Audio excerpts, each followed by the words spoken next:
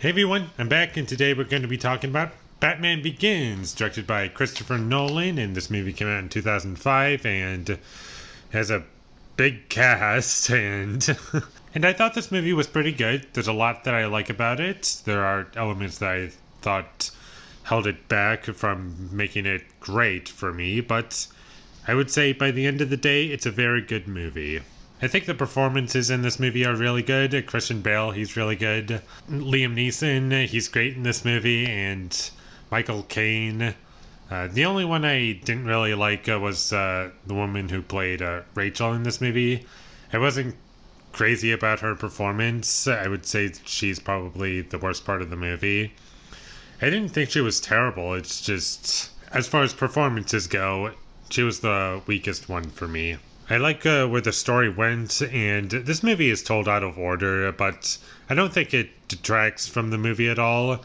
I think for certain films that doesn't work, but here I can see a point to it, as it doesn't ruin the pacing, and it keeps going along, and it doesn't stop, and this movie is pretty smooth with its pacing, and it was never really boring for me. It doesn't really waste any time, and that's what I really like about the movie. And this movie does highlight how Batman began. It tells you pretty much everything you would need to know, almost kind of in a fan servicey way, like a prequel or something. And while that can be seen as distracting, here I think it works because in a way that's kind of the point of the movie because it's in the title. I really love the music in this movie. I think that's one of the best parts of this movie is the music.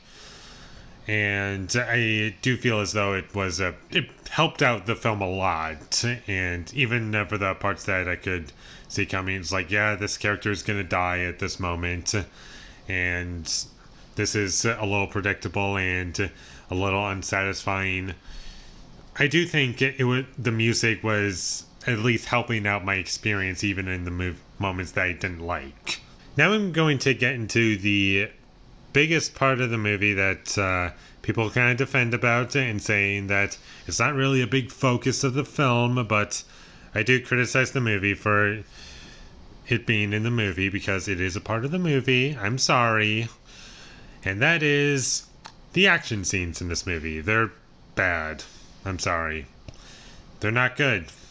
Not because they're poorly handled in terms of how they're executed, and what I mean by that is like the fight choreography. I don't have an issue with that. It's just the way everything is edited together. I just can't really tell what's going on because there's like a cut every 2 seconds, and when that happens, it's pretty hard to figure out what's going on. There's a car chase in this movie that I think is kind of fun. The bad editing, it does exist in that sequence, but overall I would say that's the best scene in this movie when it comes to action scenes. The villain Scarecrow in this movie, I don't think he's a great villain. I really don't. And whenever he gassed someone and to make them hallucinate and really afraid, they would use this like effect that made everything like really shaky, and I just thought that effect looked so goofy, and I was laughing at the film because of how goofy it was. And that's about all I have to say about Batman Begins. It's a pretty good movie. I like it a lot. I think it's solid. It achieves what it wants to do for the most part. It's entertaining throughout. There's really good performances in it. I think the characters are really good and interesting to watch.